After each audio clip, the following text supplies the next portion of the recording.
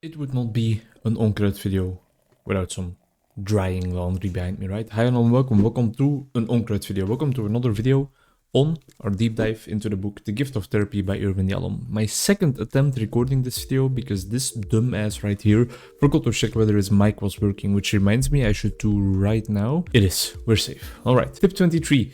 Check into the here and now each hour. Every hour, Yalom asks his clients how it's going between him and the client, even if the session went well. Checking in with how the climate has been and is between the two of them, is doing that routinely, just to make sure that he prevents possible alliance ruptures before they can get out of hand, and to make sure the client is still in touch with the fact that there is more going on than just what is said between the two of them, than just the content layer. There's also this other process layer that is kind of engulfed in this therapeutic relationship. A real, authentic relationship between two humans, two fellow travelers, and they can feel certain things about each other. In intakes, he even already does this, and he often calls intakes apparently two-way intake conversations, and that concept really is gonna, I think, shape how I think of intakes in the future as well. Because an intake is obviously you trying to get information out of the client, right? You're trying to get to know the person, you're trying to get to know something about their struggles, about who they are as a person, and about their context, their environment. But vice versa,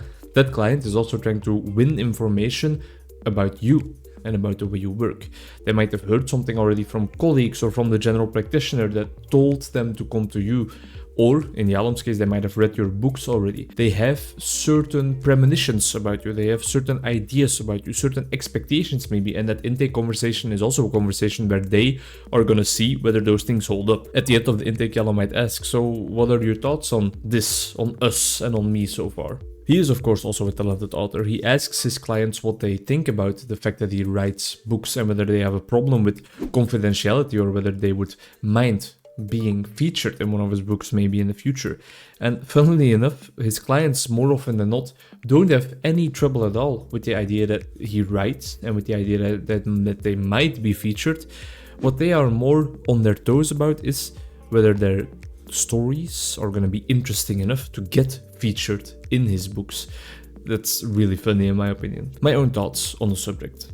It's another piece of evidence supporting how important Yalom thinks this part of therapy is, this here and now, and that's really something he's trying to advocate to us in a very clear manner throughout these past, I don't know how many tips even when the session went well, he says. And of course, from his book Every Day Gets a Little Closer, written together with one of his clients, we know that even when the therapist thinks the session went well, the client might have a completely different idea. So that's why I think it's a very, very good idea to make it into a routine, to ask it every single time you meet your client, like, how are we doing, how is this going, what do you feel towards me? It reminds me personally of a client that I recently had to spend 3 sessions with, perseverance on my end, to get her to finally say something authentically about our relationship. I kept asking her, like, well, this idea of me caring for you, this idea of us having this therapeutic relationship, this idea of me being another human being apart from my professional role, me being another being trying to relate to you,